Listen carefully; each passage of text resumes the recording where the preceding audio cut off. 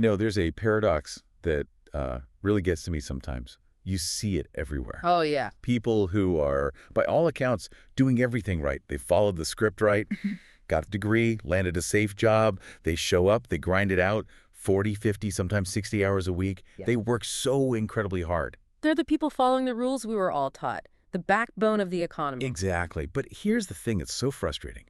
Despite all of that, despite doing everything right, they just can't seem to get ahead. Still treading water. Totally. They're stressed about bills, terrified of a recession, and the only advice they ever hear is, well, you just got to work harder. Or go back for another degree, or, just wait for that 3% raise next year. It's fundamentally bad advice. This feels like it. And, well, our deep dive today is based on a whole stack of research that suggests the problem isn't the effort at all. It's the game itself. Right. It's like if you're playing a game but you've been handed the wrong rule book, it doesn't matter how hard you play.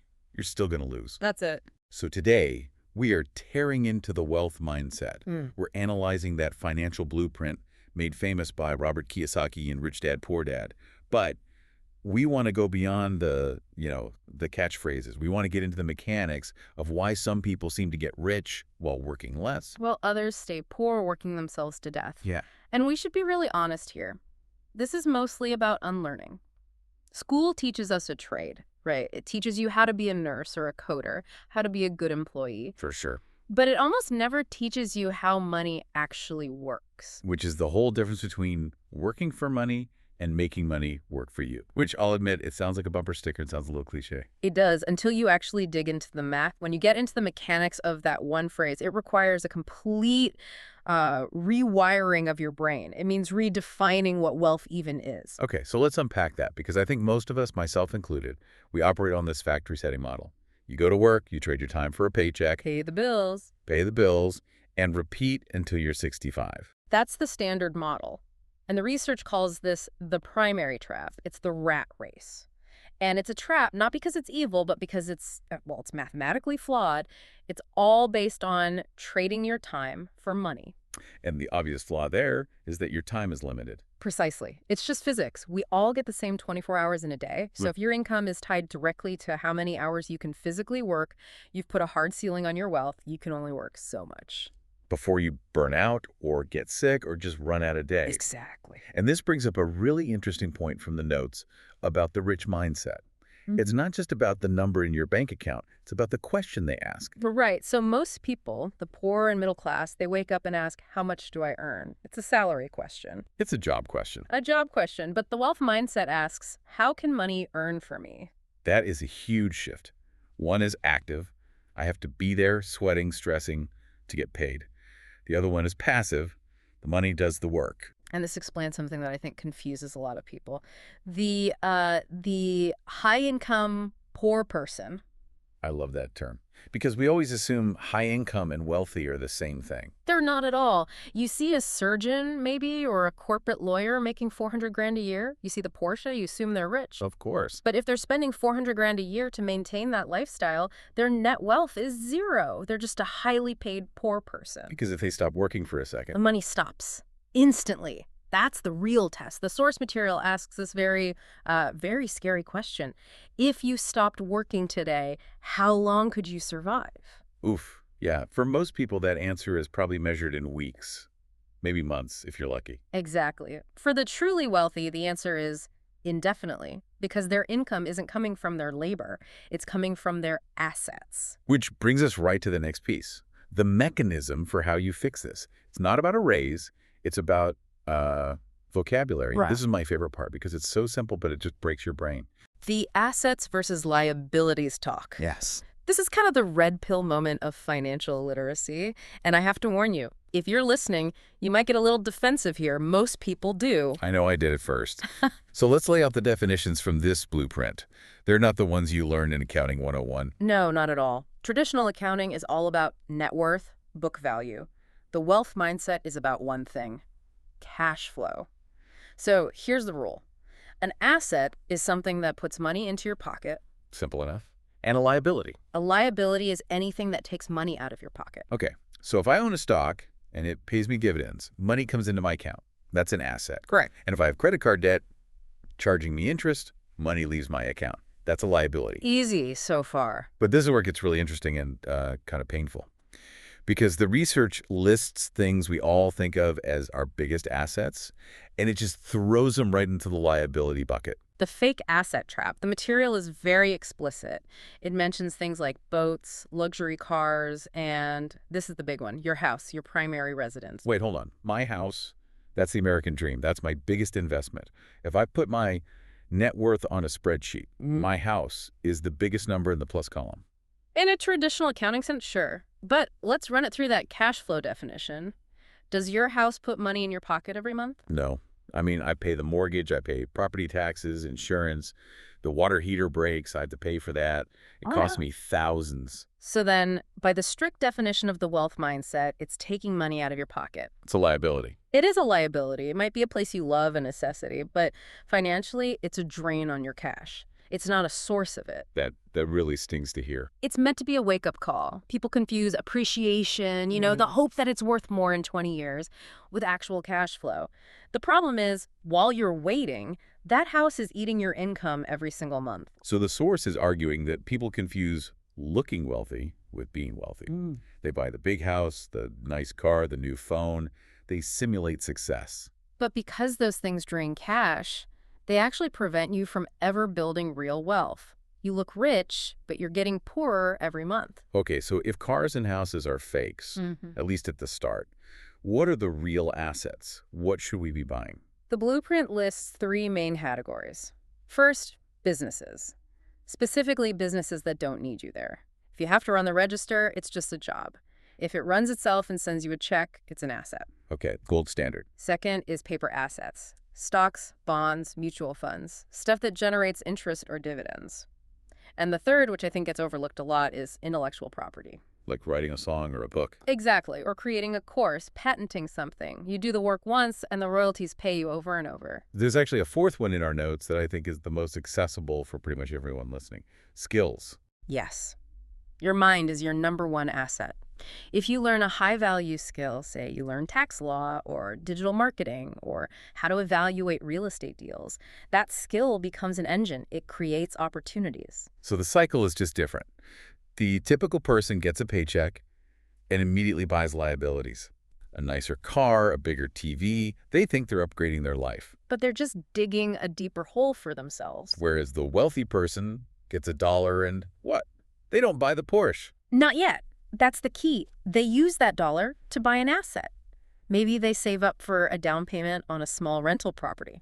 Then the rental property starts generating cash flow. And they use that cash flow to buy the Porsche. They use that cash flow. They don't buy the luxury with their own sweat. They buy it with their assets income. They make their money work hard so they can buy the fun stuff. It's a subtle shift in the order of operations, but it changes everything. It's huge. But let's be real. That's not easy. It's psychologically tough to watch your friends get the new Tesla while you're driving a 10-year-old Honda and putting your money in some boring index fund. It is. And that gets us to the psychology of it. We like to think finance is just math. Spreadsheets, calculators. It's not. It's 90% emotion. And the main emotion that keeps people stuck is fear. Fear of losing money. We are just wired for loss aversion. Losing $100 feels twice as bad as finding $100 feels good. So our instinct is to play it safe. Don't take risks. We hear it all the time. Don't gamble. Save for a rainy day. But in this context, playing it safe is actually the riskiest thing you can do. If your money's in a savings account earning 0.1% while inflation is at 3 or 4%, you are guaranteeing a loss. You're losing money by trying not to lose money. Every single year. The safe route is a slow death for your wealth. So are rich people just fearless? Are they just reckless, throwing money at crypto and whatever's hot? No, not at all. And the research makes a really important distinction here. They don't lack fear. They learn to manage it instead of avoiding it. It's the difference between being a cynic and an analyzer. Okay, break that down. A cynic, or a fearful person, sees an investment and their brain just screams, what if I lose? What if the market crashes? And that fear just paralyzes them. They do nothing. Which guarantees they stay right where they are. Right. But a winner, someone with that wealth mindset, they feel the same fear. But instead of shutting down, they ask, okay, how do I mitigate this? How do I educate myself so I know what I'm doing? They replace fear with knowledge. So financial literacy is the antidote to fear. You're afraid of the stock market because you don't understand it. Exactly. You're afraid of real estate because you've never looked at a lease agreement. The wealthy don't take blind risks, they take calculated risks. And they can calculate because they've learned the game. It reminds me of that line from the notes, growth begins where comfort ends. That's a universal truth, isn't it? If you're comfortable, you're probably stagnating. The source material suggests that accepting short-term discomfort living below your means, the stress of learning something new, that's the price you pay for long-term freedom. It's the marshmallow test for adults. Can you handle not buying the new car today so that you never have to worry about a car payment again in 10 years? And most people, driven by that fear and that desire for immediate comfort, they choose the car today. And that word freedom, that's really the end goal here, isn't it? I think a lot of people get the goal of wealth wrong. They absolutely do. If you ask most people why they want to be rich, what's the answer? The mansion, the boat, Yeah. first-class travel, the lifestyle. Exactly. Accumulating things. That's the poor and middle class goal. But the rich goal, the real wealth mindset goal, is freedom. It's about accumulating time. Yes. Buying back your time. That's such a powerful reframe. We think of money as a way to buy stuff, but you're saying it's a tool for control. Think about it. When you have assets generating income for you, you have choices. You can choose to work or not. You can choose where to live, how to spend your Tuesday morning. That's real power. And when you don't have that, when your liabilities are higher than your assets, You have no choice. You have to go to work. You have to trade your time whether you like it or not. You've basically sold your control to your creditors. so every dollar we spend is a vote. We're either voting for more stuff or more freedom. That's a perfect way to put it. Every paycheck is a crossroads. You can buy a liability, which is a vote for I want to look rich now, Yeah. or you can buy an asset, which is a vote for I want to be free later. And our notes just drive home that this has nothing to do with how hard you work. No, money isn't about how hard you work. It's about how smart your money works for you. You can work yourself into an early grave, but if your money is just sitting there, or worse, being spent on liabilities, you'll never build wealth. It's actually kind of liberating to hear that the path isn't just suffer more. It is. It shifts the burden from your back to your brain. It says, financial education is the real lever. Money follows knowledge. That was a key line. It just means your bank account is a direct reflection of what you know.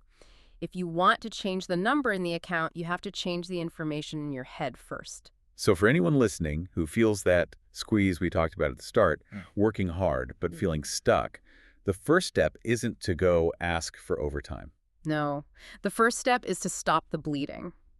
Just look at where the money's going. Is it flowing into assets, or is it flowing out into liabilities? Taking that inventory. And being brutally honest about it. Looking at that fancy car or that collection of whatever and admitting that maybe, just maybe, it's actually a trap. I think that's the hardest part. Admitting the things we bought to feel successful are the very things holding us back. It's tough. It's an ego hit. But that realization, that's the turning point.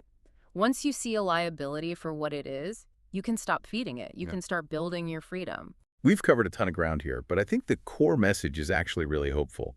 It says wealth isn't just about luck or trust funds. It's a formula. It's a blueprint. And if you follow it, you build the structure. It might take 5 years, it might take 15, but the physics of it just work.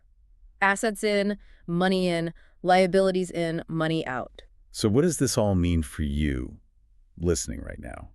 It means the power is really in your hands, but more so, it's in your mind. It means you have to prioritize learning this stuff over just your job title. Learn how to make money work for you so you don't have to spend your entire life working for it. I want to leave you with a thought today, a little piece of homework that comes right from that assets versus liabilities discussion. What's the challenge? This week, just walk through your house, look at everything you own, the big stuff, the small stuff, open the garage, and ask yourself this one question. If I stopped working today, which of these things would put money in my pocket and which would just take it away? That's a sobering exercise. You're going to find a lot of liabilities. You will, but if you can find just one thing that puts money in your pocket, focus on that. Then go find a second one. That's how it starts. You just start the snowball. Thanks for diving in with us. We'll see you on the next Deep Dive.